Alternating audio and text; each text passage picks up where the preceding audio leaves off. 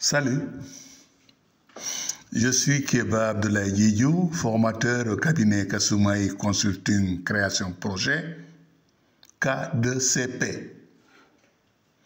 Aujourd'hui, nous allons jeter un coup d'œil sur ce qui suit. La communication, la comptabilité, la fiscalité, la recherche de partenariats et gestion de conflits, la gestion de l'environnement dans le cadre d'une association. Jusqu'avant, n'hésitez pas à mettre un gros pouce pour montrer que cette formation vous plaît. Abonnez-vous et likez cette vidéo pour permettre à beaucoup de personnes à bénéficier du contenu de cette formation.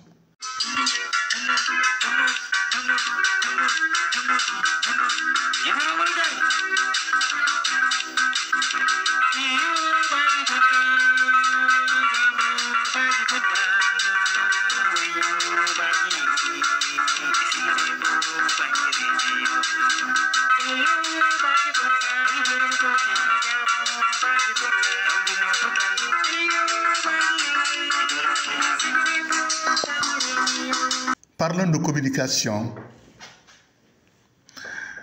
De nombreuses tâches administratives attendent les dirigeants, que ce soit pour les déclarations officielles, l'organisation de manifestations ou toute autre action. La communication est un moyen d'information et de promotion de l'association. Elle s'adresse aux membres, communication interne, ou aux personnes extérieures, communication externe. Elle doit être préparée afin de présenter au mieux l'image de marque de l'association en question. En interne, elle permet d'informer les membres des activités, de les faire participer afin qu'ils se sentent plus concernés par la vie quotidienne de l'association, par l'avancement des projets. Elle peut se faire sous forme écrite, par courrier, envoi de comptes rendus, de notes aux adhérents ou par affichage dans les locaux de l'association. Par oral, elle se concrétise par les assemblées générales où tout le monde doit être informé de la vie de l'association, où chacun peut s'exprimer par les réunions d'information, les fêtes, etc. En externe, elle permet de faire connaître l'association, ses activités, ses objectifs au grand public et aux partenaires. Elle peut permettre d'attirer de nouveaux adhérents ou des partenaires supplémentaires. La plupart du temps, l'association prépare elle-même sa stratégie de communication au lieu de faire appel à des professionnels. Parlons de comptabilité. Certaines associations ont l'obligation de rendre des comptes. Celles qui sont reconnues d'utilité publique, qui ont une activité commerciale ou imposable, qui emploient du personnel salarié, qui émettent des valeurs mobilières ou contractent un emprunt, et celles qui interviennent dans certains secteurs tels que le sanitaire, le social ou la formation. Le processus de montage du partenariat. Le processus de montage du partenariat est basé sur l'étude des points ci-dessous. Quelle entreprise rechercher? Centrons-nous à nouveau sur la convergence des valeurs. Dirigeons-nous vers les entreprises qui partagent a priori nos valeurs, qui s'adressent au même public que nous, qui sont implantés sur notre territoire, qui partagent nos métiers, qui disposent des ressources qui nous manquent. Ça, c'est le premier élément. Le deuxième élément, c'est l'approche par réseau ciblé. L'approche la plus gratifiante et la plus efficace est celle des réseaux. Dans cette phase de recherche de partenaires, un accompagnement peut être utile, comme ceux qui nous sont demandés. Établir les bons dossiers et les conventions.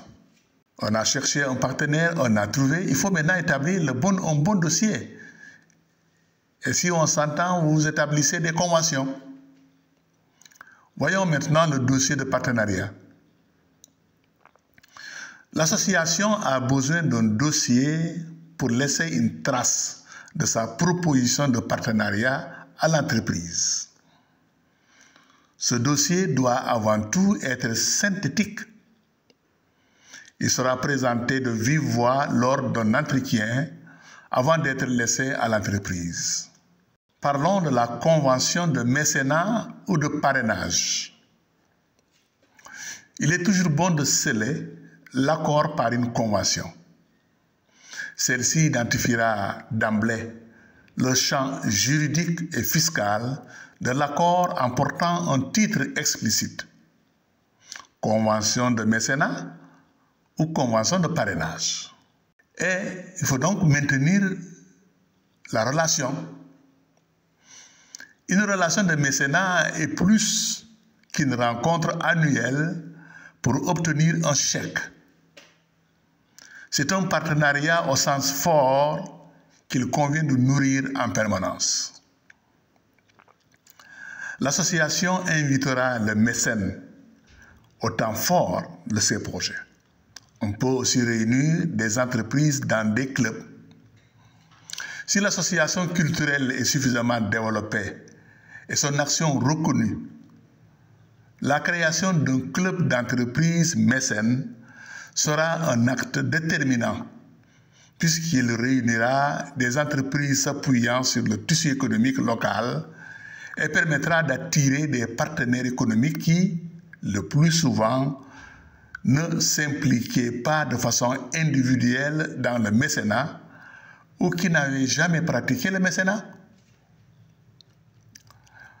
Un cercle des partenaires permet en outre à l'opérateur culturel de manifester son désir d'aller vers le territoire par un système d'échange et de lien permanent avec les dirigeants, les salariés et les clients des entreprises mécènes.